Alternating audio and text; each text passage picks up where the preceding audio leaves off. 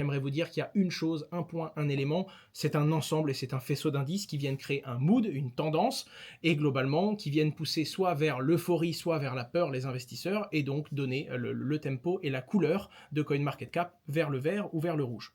En l'occurrence, ce qu'il faut comprendre, c'est que même si ce qui se passe aux US d'un point de vue des crypto-monnaies, c'est plutôt bien, dans le sens où le régulateur arrête de poursuivre certains projets crypto depuis l'élection de Donald Trump, ils sont très pro-crypto dans l'approche, donc ils viennent enlever beaucoup de freins qu'il y avait au marché des crypto-monnaies. D'un autre côté, Donald Trump prend des décisions qui affectent le monde entier. D'un point de vue beaucoup plus géopolitique, d'un point de vue macro, il prend des décisions vis-à-vis d'autres pays, Chine, Mexique, l'Europe entière, et ça vient effrayer les marchés dans leur ensemble. Et justement, quand il y a de l'incertitude, quand il y a un manque de visibilité, les investisseurs institutionnels vont avoir moins d'appétence pour les actifs risqués et vont donc retirer de la liquidité sur les cryptos. De manière générale, les crypto-monnaies sont en ce moment corrélées à la tech américaine. C'est ce qui fait que quand il y a eu DeepSeek, qui a fait poser des vraies questions à l'industrie de l'IA, notamment à la dominance américaine, ça a affecté les crypto-monnaies puisque ça a affecté Nvidia et le top des marchés tech. De la même façon, un peu plus récemment, quand il y a eu des annonces de Donald Trump sur